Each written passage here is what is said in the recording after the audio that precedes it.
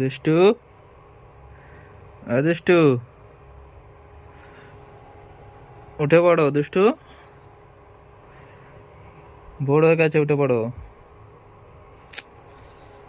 কি হলো? দুষ্টু, দুষ্টু,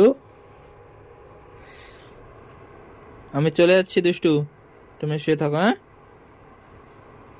থাকো, আমি আসি। হ্যাঁ, আমি আসি, তুমি থাকো।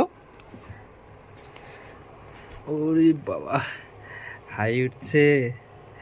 কটা বাজে? কটা বাজে?